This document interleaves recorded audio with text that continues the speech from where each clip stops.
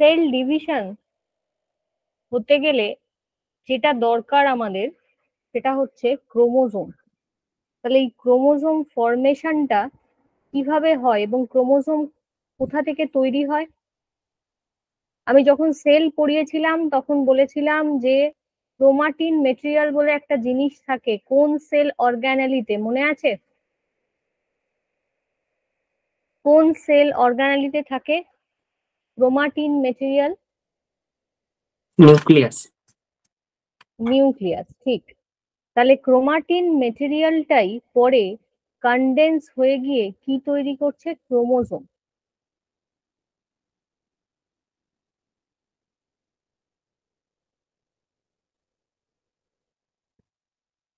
আচ্ছা, দেখ, তাহলে ক্রোমাটিন মেটেরিয়ালটাই কি হচ্ছে পরে কনডেন্স হয়ে ক্রোমোজোম ফরমেশন করছে।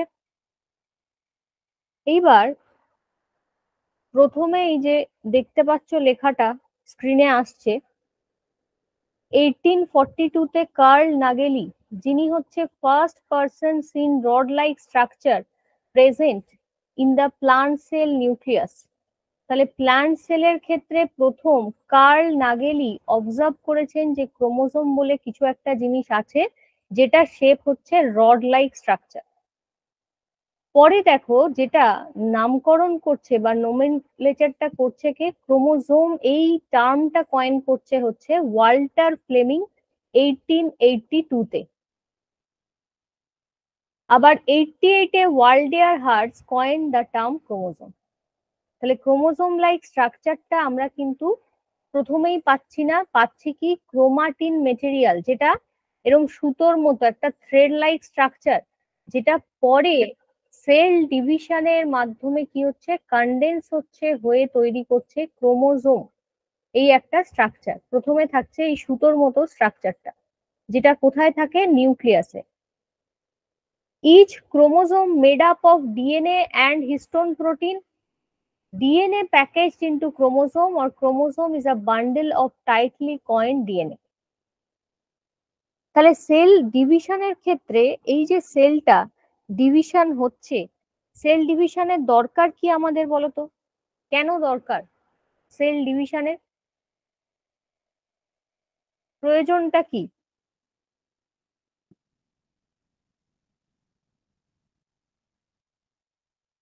শুনতে পাচ্ছ আমার কথা? বললাম সেল ডিভিশনের প্রয়োজন কি? বৃদ্ধির জন্য। বৃদ্ধির জন্য। আচ্ছা, শুধু বৃদ্ধির জন্য কি? একটা কোষ থেকেই কিন্তু আরেকটা কোষ তৈরি হয়। আমরা সেল থিওরির অরিজিন পড়েছি, রুডলফ ভার্চাওয়ের যে থিওরিটা, যে সেল অরিজিন হচ্ছে একটা সেল থেকে আরেকটা সেল ডিভিশনের মাধ্যমে তৈরি হচ্ছে নতুন সেল। তাহলে একটা তো বললে বৃদ্ধি, গ্রোথের জন্য আমাদের দরকার, ফর গ্রোথ, নতুন সেল তার জন্য তৈরি হচ্ছে। আর কি? কোনো একটা জায়গা যদি আমাদের কেটে যায় তাহলে সেখানে আবার দেখবে নতুন সেল তৈরি হয়ে জায়গাটা কিন্তু রিপেয়ার হয়ে যায়। তাহলে for repair damage cells, repair damaged cells, সেই জন্য কিন্তু আমাদের সেল ডিভিশন দরকার। তাহলে একটা হলো গ্রোথ, একটা হচ্ছে রিপেয়ার ড্যামেজ সেল। তাহলে সেল যখন তৈরি হলো, সেই তৈরি হওয়ার সাথে সাথেই কিন্তু সেল ডিভিশনটা হয় না। সেল ডিভিশন হতে পারে কখন হবে? যখন সেই সেলটাই স্ট্রাকচারালি এবং ফাংশনালি তার গ্রোথটা হবে, তখনই সে কিন্তু তার ক্ষমতাটা পাবে ফার্দার ডিভাইড হবে। বোঝা গেল যে একটা সেল কিন্তু সঙ্গে সঙ্গে ডিভিশন হতে পারে না, যতক্ষণ না সেই সেলটা স্ট্রাকচারালি এবং ফাংশনালি ডেভেলপ করে ততক্ষণ তার সেল ডিভিশন হবে না।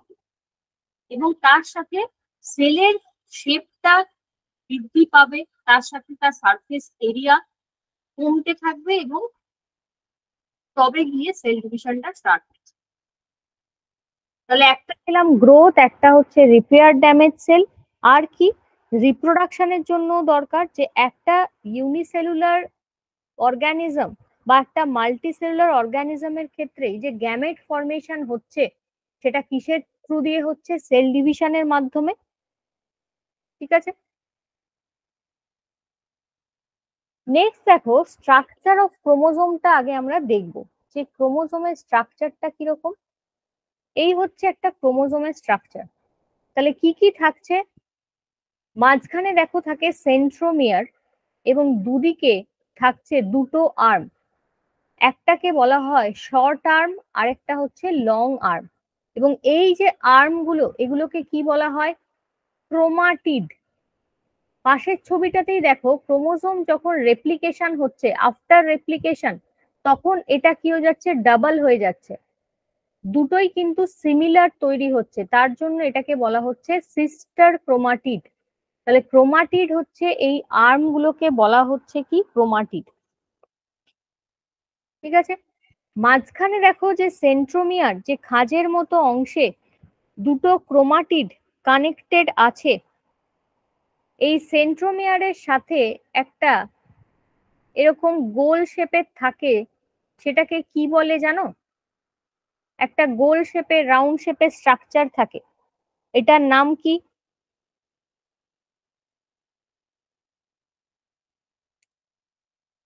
নাম কি? সেন্ট্রোমিয়ারের সাথেই অ্যাটাচ থাকে।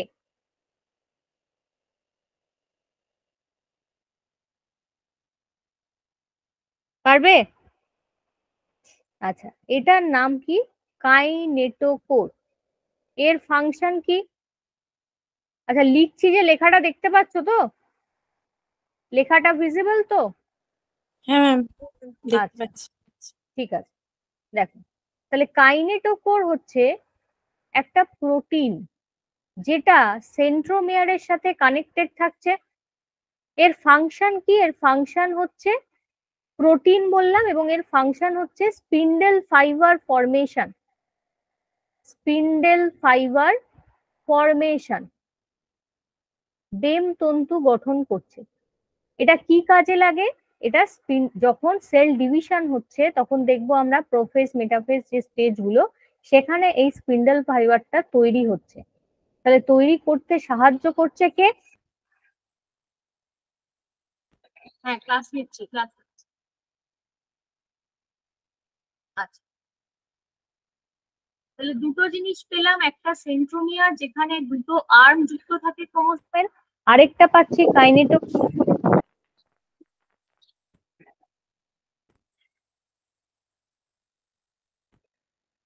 ক্রোমোজোমের এই দুটো স্ট্রাকচার দেখলাম, আরেকটা স্ট্রাকচার যদি আমরা দেখি তাহলে দেখবো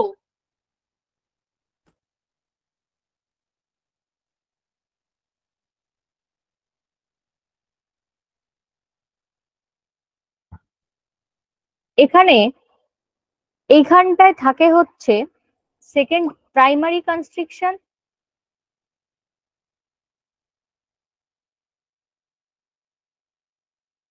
এটা হচ্ছে সেকেন্ডারি কনস্ট্রিকশন।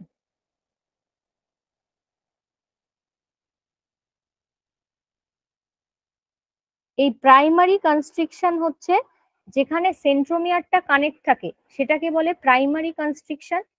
আর সেকেন্ডারি কনস্ট্রিকশন, যেটার আরেকটা নাম হচ্ছে এনওআর বা নিউক্লিওলার অর্গানাইজিং রিজিয়ন। তাহলে এইখানে নিউক্লিওলাসটা অর্গানাইজিং রিজিয়ন বলা হয়। এই সেকেন্ডারি এন্ডটাকে বলা হচ্ছে কি, টেলোমিয়ার। টেলোমিয়ার হচ্ছে the end part of chromosome known as telomere. এবং ঠিক পেছনের দিকে এই জায়গাটায় আরেকটা গোল মতো স্ট্রাকচার থাকে, যেটাকে বলা হয় স্যাটেলাইট। স্যাটেলাইট। তাহলে যে ক্রোমোজোম গুলোর এই স্যাটেলাইটটা থাকে তাদেরকে বলা হয় স্যাট ক্রোমোজোম। ঠিক আছে, তাহলে যে ক্রোমোজোমে কি বললাম স্যাটেলাইট থাকে তাদেরকে বলা হচ্ছে স্যাট ক্রোমোজোম। ক্রোমোজোম শব্দটা প্রথম কে ইনভেন্ট করেন? ক্রোমোজোম এই টার্মটা প্রথম যিনি প্রবর্তন করেন তার নাম কি? ওয়াল্ডেয়ার। ওয়াল্ডেয়ার। কত সালে? 1888। আচ্ছা, দু ধরনের নিউক্লিক অ্যাসিড থাকে, একটা হচ্ছে ডিএনএ আর আরএনএ। যদি বলি ডিএনএ এর স্ট্রাকচারে কি থাকে, ডিএনএ এর ফুল ফর্ম কি? ডিঅক্সিরাইবো, একদম। এবং ডিএনএ, ঠিক, ডিএনএ এর যে মডেলটা সেটা কে দিয়েছেন? ডিএনএ এর মডেল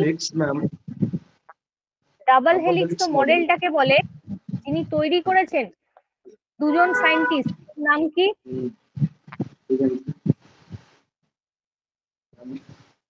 মনে আছে? Watson and ক্রিক।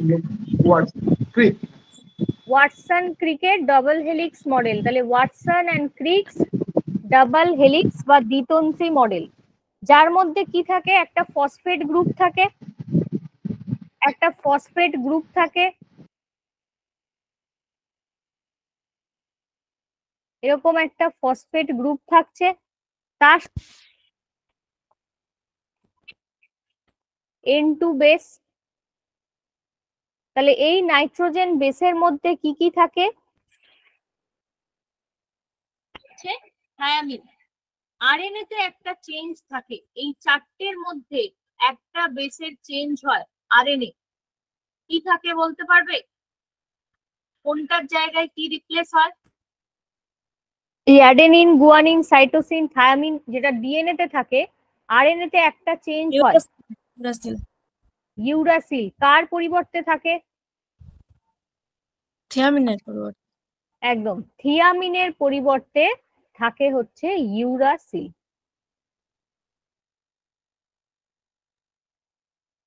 এইবার দেখো আমাদের নেক্সট যেটা আছে যে সেল সাইকেল।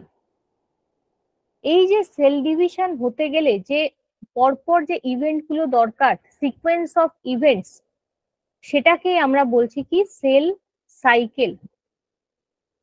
তাহলে sequence of events during cell division, sequence of events during cell division, that is cell cycle. এই সেল সাইকেল প্রথম ইন্ট্রোডিউস করলেন হাওয়ার্ড অ্যান্ড পেলে 1953 তে। হাওয়ার্ড অ্যান্ড পেলে ফার্স্ট সেল সাইকেল ইনভেন্ট করছেন। তাহলে সেল সাইকেলে কতগুলো ফেজ হয়? সেল সাইকেলে কতগুলো ফেজ হয়? হবে? দুটো হয় মেইনলি, মাইটোটিক ফেজ আর ইন্টারফেজ। ঠিক, মাইটোটিক ফেজ আর হচ্ছে ইন্টারফেজ। তাহলে একটা বললো মাইটোটিক আর একটা হচ্ছে ইন্টারফেজ, বা যেটাকে বলে এম ফেজ। তাহলে এই যে ইন্টারফেজ দশা, এখানে সেল ডিভিশনের জন্য একটা প্রিপারেশন স্টার্ট হয়। তাহলে যেরকম আমাদের পরীক্ষার ক্ষেত্রে কি করি, আমরা সারা বছর ধরে পড়াশোনা করে একদিন গিয়ে ফাইনাল এক্সাম দিই। তাহলে সেই যে প্রিপারেটরি ফেজটা, দ্যাট ইজ ইন্টারফেজ। সেল ডিভিশনের আগে সেলটা যখন তৈরি হচ্ছে, তখন সেটাকে বলা হচ্ছে ইন্টারফেজ। এবং ফাইনাল এক্সাম যে দিলে একদিনেই এক্সাম শেষ হয়ে গেল, that is mitotic or M phase. তাহলে ইন্টারফেজে সময় আমার বেশি লাগবে। সারা বছর ধরে যখন পড়াশোনা করছো তাতে আমার সময় বেশি লাগবে প্রিপারেটরি ফেজে, আর মাইটোটিক ফেজে সময় কম লাগবে। তাহলে যদি আমরা বলি হিউম্যানের ক্ষেত্রে সেল সাইকেল কমপ্লিট হতে কত সময় লাগে, হিউম্যান সেল সাইকেল কত সময়ে কমপ্লিট হয়? টোটাল সময় লাগে 24 আওয়ার, 24 ঘন্টা। তার মধ্যে দেখো ইন্টারফেজে লাগে হচ্ছে 23 আওয়ার্স।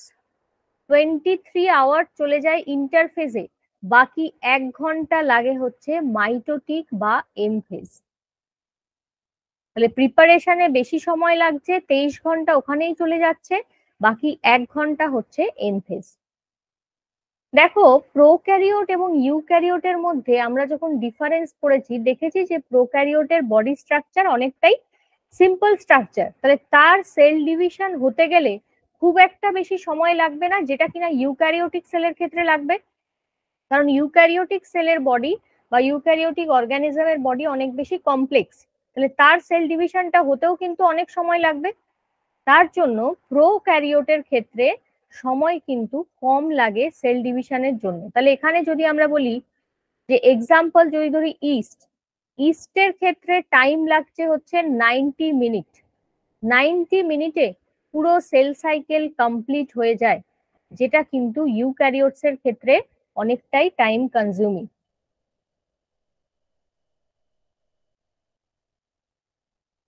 এবার ফেজেস অফ সেল সাইকেল, তার মধ্যে ইন্টারফেজে আরো 3টে ফেজ আমরা পাই। একটাকে বলা হচ্ছে G1 ফেজ, একটা হচ্ছে S ফেজ, আরেকটা হচ্ছে G2 ফেজ।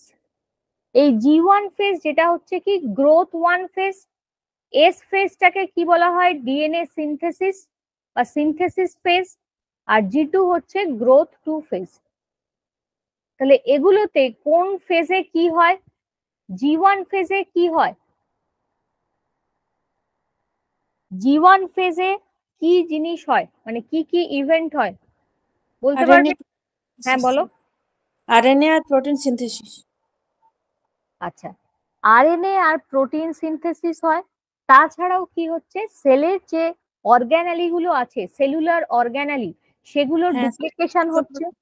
হ্যাঁ, তার সাথে কি হচ্ছে, সেল মেটাবলিক্যালি অ্যাক্টিভ থাকছে কিন্তু এই G1 ফেজে। মানে বলতে গেলে যদি ইন শর্ট বলো যে ডিএনএ সিনথেসিসের জন্য যে প্রোটিন এবং এনজাইম গুলো দরকার, সেটা পাচ্ছি আমরা কোথায়? G1 ফেজে। কারণ G1 এর পরবর্তী ফেজ হচ্ছে কি এস ফেজ, বা যেটাকে বলছি সিনথেসিস ফেজ। তাহলে এই ফেজে কি হচ্ছে? ডিএনএ সিনথেসিস বা ডিএনএ রেপ্লিকেশন হচ্ছে। তাহলে ডিএনএ রেপ্লিকেশনের জন্য আমার যে প্রোটিন এবং এনজাইম গুলো দরকার, সেটা সাপ্লাই দিচ্ছে G1 ফেজ। তাহলে G1 ফেজের ইভেন্ট গুলো একটু লিখে রাখো, যে sell metabolically active. Second point দিয়ে লিখে রাখো ডুপ্লিকেটস ইটস অর্গানালিস।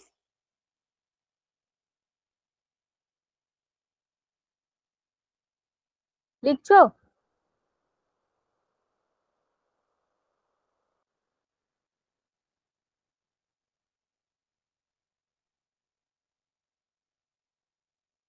হয়েছে? হ্যাঁ ম্যাডাম। আচ্ছা, আরেকটা পয়েন্ট লিখে রাখো যে protein and enzyme synthesis required for DNA synthesis.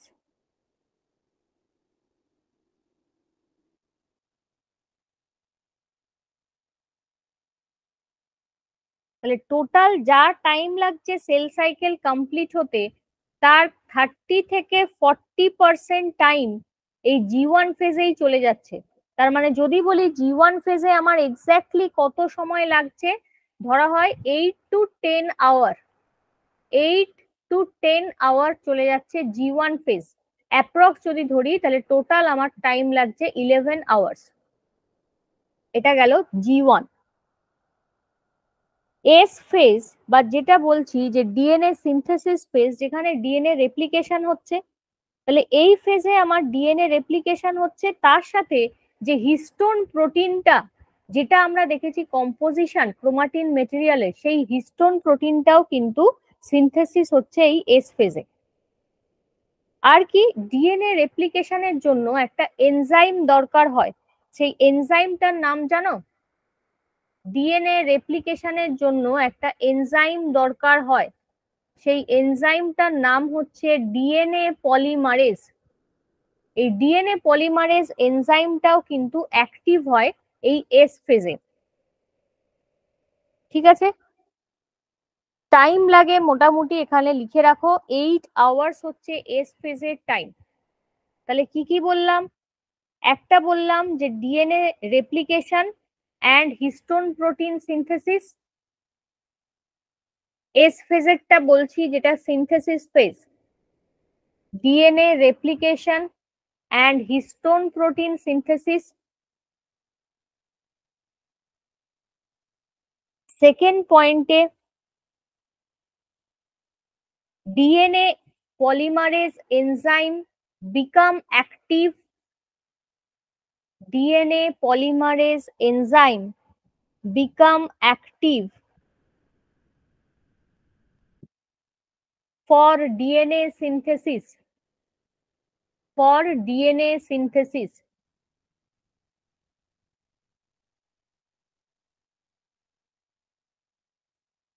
হয়েছে?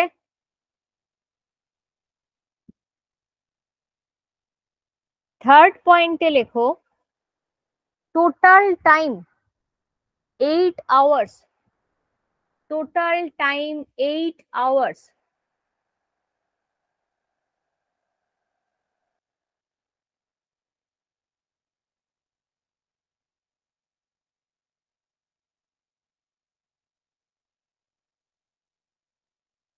হয়েছে? হ্যাঁ ম্যাডাম। হ্যাঁ ম্যাম। টাইম লিখেছো? Total time 8 hours. ঠিক আছে, চলো এইবার G2 ফেজ। তাহলে G2 ফেজে কি হচ্ছে, যে প্রোটিন গুলো সিনথেসিস হলো, ডিএনএ রেপ্লিকেশন হলো সেকেন্ড ফেজে, থার্ড ফেজে কি হচ্ছে, যে এই যে রেপ্লিকেশন হলো মানে প্রোটিন এবং এনজাইম সিনথেসিস হলো, যেটা ডিএনএ কে এবার সিনথেসিস করার পর প্যাকেজিং করছে এবং তার সাথে স্পিন্ডেল ফাইবার ফরমেশন, যেটা সেল ডিভিশনে হেল্প করবে, সেই ফরমেশনটা অ্যাকচুয়ালি হচ্ছে কোথায়, G2 ফেজে। তার মানে G2 ফেজে কি কাজ হচ্ছে, সেল ডিভিশনের যে প্রিপারেশনটা, সেই প্রিপারেশনটা স্টার্ট হচ্ছে কিন্তু G2 ফেজ থেকে। তার আগে যত মেটেরিয়াল লাগবে সেগুলোকে গ্যাদার করলো, তারপর G2 ফেজ থেকে শুরু হচ্ছে যে সেল ডিভিশনের প্রস্তুতিটা মেইনলি স্টার্ট হলো G2 ফেজ থেকে। তাহলে এই ফেজে কি হচ্ছে লিখে রাখো, cell growth continues, cell growth continuous,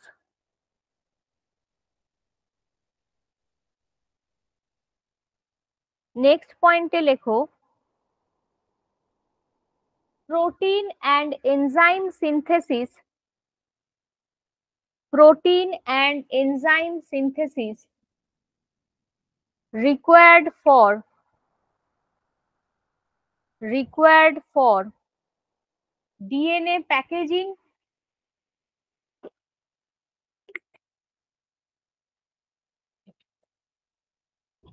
DNA packaging and spindle fiber formation, and spindle fiber formation.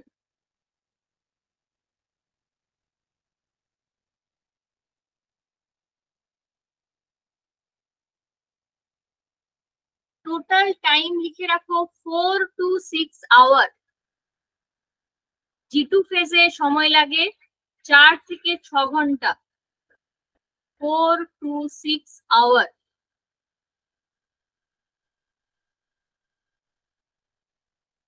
আরেকটা পয়েন্ট লেখো, from this phase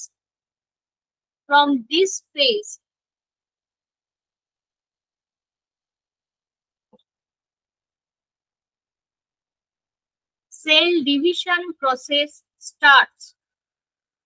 From this phase cell division process start.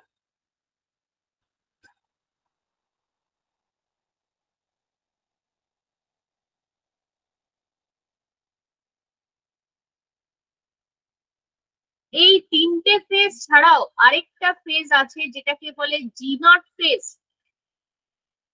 G0 ফেজের নাম শুনেছো? G0 ফেজে কি হয়? Resting phase. কি হয়? রেস্টিং ফেজ, ঠিক। তাহলে G0 ফেজে অ্যাকচুয়ালি যেটা হয়, যে এই যে বলছি সেল ডিভিশনটা G1 থেকে S তারপরে G2 তে যাচ্ছে, এই ফেজে এলে G1 থেকে আর S এ যায় না, এখানেই কিন্তু সেল ডিভিশনটা স্টপ হয়ে যায়। তাহলে এরকম সেল ডিভিশন আমরা কাদের ক্ষেত্রে দেখি? নার্ভ সেলের ক্ষেত্রে আমরা দেখতে পাই যে সেল ডিভিশনটা পার্মানেন্টলি কিন্তু স্টপ হয়ে যায়। নার্ভ সেলের সেল ডিভিশন আর কিন্তু ফার্দার হয় না, ঠিক আছে? কারণ সেন্ট্রিওলটা থাকে না, ফলে স্পিন্ডেল ফাইবার ফরমেশন হয় না, তার ফলে নার্ভ সেল কিন্তু ফার্দার ডিভিশন হয় না, পার্মানেন্টলি স্টপ হয়ে যায়। তার মানে সেই কন্ডিশনটা আমরা কোন ক্ষেত্রে বলছি, এই জি0 ফেজ। এবং এই জি0 ফেজটাকে বলা হচ্ছে quiescent stage of cell cycle. Quiescent stage of cell cycle. আর কি এখানে suspended cell cycle. Suspended cell cycle. তাহলে জি0 ফেজে সেল ডিভিশন অ্যারেস্ট হয়ে যাচ্ছে, এখানে ফার্দার গ্রোথটা আর কিন্তু জি1 থেকে এসে যাচ্ছে না। এরকম সেল ডিভিশন আমরা কার ক্ষেত্রে দেখছি, নার্ভ সেলের ক্ষেত্রে পার্মানেন্টলি স্টপ হয়ে যায়, কিছু কিছু ফ্যাট সেলের ক্ষেত্রেও হয়। আবার আমরা যদি দেখি আমাদের কানের যে একটা বোন আছে স্টেপিস, সেটা চাইল্ড অবস্থায় যদি সাইজ হচ্ছে 3 মিলিমিটার, আবার অ্যাডাল্টহুডেও কিন্তু সাইজ 3 মিলিমিটার। তাহলে এটারও কিন্তু সেমই থাকে, আর কিন্তু সেল ডিভিশন হয় না। আরেকটা আছে যেটার ক্ষেত্রে টেম্পোরারিলি সেল ডিভিশনটা স্টপ হয়ে যায়, সেটা হচ্ছে লিভার সেল। লিভার সেলের ক্ষেত্রে কিন্তু টেম্পোরারিলি, কারণ লিভার সেলের রিজেনারেট করার ক্ষমতা আছে। তুমি লিভার রিপ্লেস করতে পারো, রিজেনারেট করতে পারবে যদি লিভার খারাপ হয়ে যায়, ড্যামেজ হয়ে যায়, তাহলে সেক্ষেত্রে রিজেনারেটিং পাওয়ার আছে। তাই জন্য এর ক্ষেত্রে সেল ডিভিশনটা টেম্পোরারিলি স্টপ হয়। তাহলে এখানে লিখে রাখো G zero phase, that is stage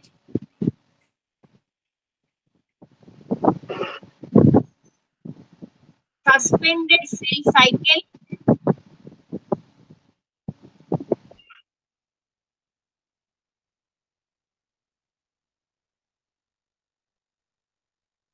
permanently stop হয়ে যায় নার্ভ সেলের ক্ষেত্রে, আর লিভার সেলের ক্ষেত্রে হচ্ছে টেম্পোরারি।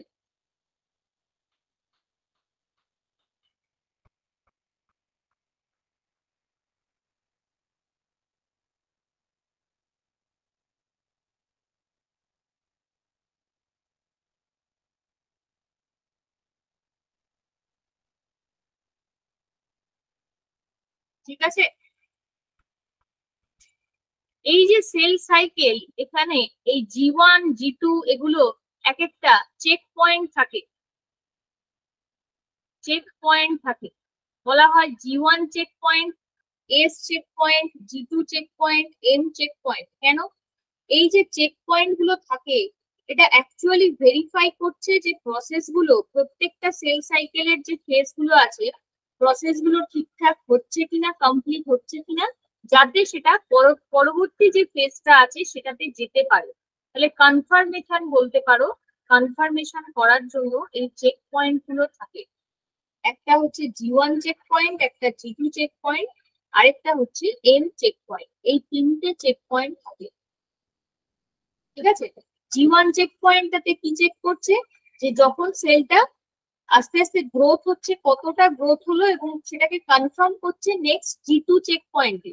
জি2 কে তখন জানাচ্ছে যে সেল গ্রোথটা হয়েছে এবং তুমি এটা ফার্দার কন্টিনিউ করো। তখন জি2 চেক পয়েন্ট আবার কি করছে, তার ডিএনএ রেপ্লিকেশনটা কমপ্লিট হলো কিনা ঠিকঠাক মতো, সেটাকে চেক করার পরে লাস্টে ফাইনাল চেক পয়েন্ট হচ্ছে এম চেক পয়েন্ট, যখন কিনা ওই ক্রোমোসোমটা সেন্ট্রোমিয়ারের সাথে অ্যাটাচ হচ্ছে। তারপর গিয়ে সেল ডিভিশনটা স্টার্ট হচ্ছে এম ফেজ থেকে বা মাইটোটিক ফেজ থেকে।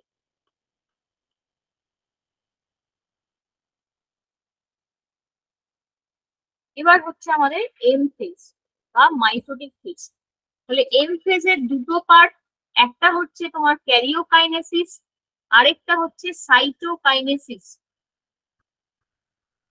একটাকে বলা হয় ক্যারিওকাইনেসিস, আরেকটা হচ্ছে সাইটোকাইনেসিস। ক্যারিওকাইনেসিস মানে কি, ক্যারিয়ন কথার মানে হচ্ছে নিউক্লিয়াস, কাইনেসিস মানে ডিভিশন। তাহলে ডিভিশন অফ নিউক্লিয়াস, এটাকে বলা হচ্ছে ক্যারিওকাইনেসিস। আর ডিভিশন অফ সাইটোপ্লাজম, সেটা হচ্ছে সাইটোকাইনেসিস।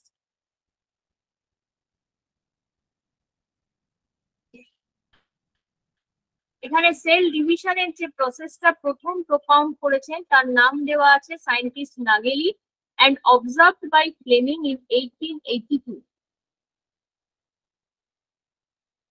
এইবার দেখো সেল ডিভিশনের যে টাইপ গুলো টোটাল 3 ধরনের সেল ডিভিশন হয়। একটা হচ্ছে অ্যামাইটোসিস, মাইটোসিস আর মিওসিস।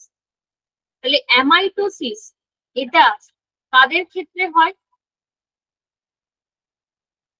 অ্যামাইটোসিস কাদের ক্ষেত্রে হয় বলতে পারবে? অ্যামাইটোসিস সেল ডিভিশন প্রোক্যারিওটসের ক্ষেত্রে। প্রোক্যারিওটস তার মানে ব্যাকটেরিয়া, ইস্ট, এদের যে সেল ডিভিশনটা সেটা হচ্ছে অ্যামাইটোসিস পদ্ধতিতে হয়।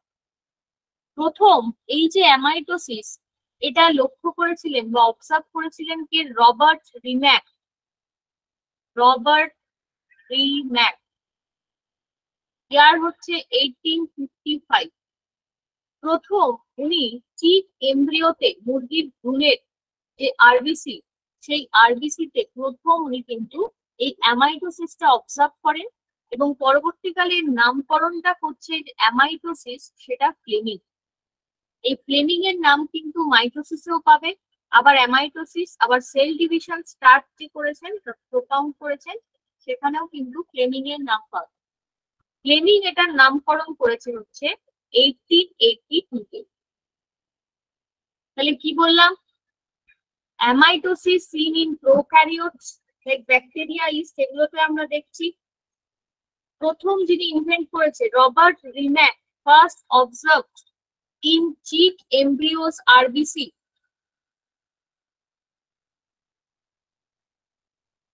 ফ্লেমিং নামকরণ করছেন 1882-তে। Fleming named it in 1882।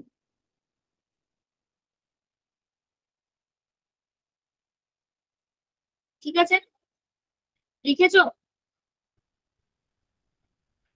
হ্যাঁ ম্যাম। আচ্ছা, এবার দেখো এই যে বললাম স্টেপ ওয়াইজ এবার এগোবো আমরা। অ্যামাইটোসিসের ছবিটা দেখো। সেল ডিভিশনের ক্ষেত্রে বললাম দুটো প্রসেসর হচ্ছে, একটা হচ্ছে ক্যারিওকাইনেসিস আর একটা সাইটোকাইনেসিস। তাহলে প্রথমে নিউক্লিয়াসটা ডিভিশন হবে।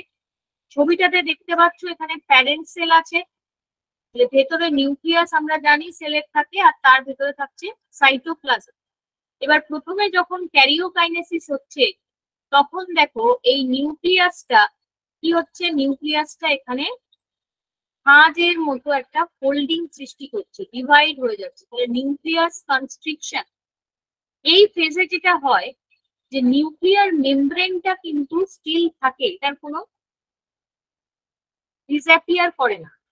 আর ক্রোমোজোমের কিন্তু কোনো চেঞ্জ এখানে দেখতে পাবে না। তাহলে no chromosomal change, spindle fibre ফরমেশনও হচ্ছে না। শুধুমাত্র চেঞ্জটা কি হচ্ছে, নিউক্লিয়াসটা দেখো ডাম্বেল শেপের হয়ে যাচ্ছে, একটা খাঁজ তৈরি করছে, যেটাকে ডাম্বেল শেপ নিউক্লিয়াস বলা হচ্ছে। ঠিক তারপরে নিউক্লিয়াস ডিভিশন কমপ্লিট হলে সাইটোপ্লাজম ডিভিশন হচ্ছে। সেখানেও দেখো সাইটোপ্লাজমটা কি হচ্ছে, এদিকে দুদিকে খাঁজ সৃষ্টি করে কনস্ট্রিকশন যেটাকে বলা হচ্ছে, ডিভাইড হয়ে গেল। তারপরে তৈরি হচ্ছে ডিভাইডিং ডটার সেল।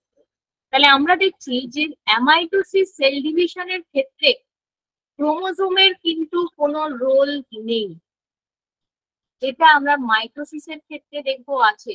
তাহলে এখানে কিন্তু নো ক্রোমোজোমাল রোল। তার সাথে স্পিন্ডেল ফাইবার ফরমেশনও কিন্তু নেই, নো স্পিন্ডেল ফাইবার ফরমেশন।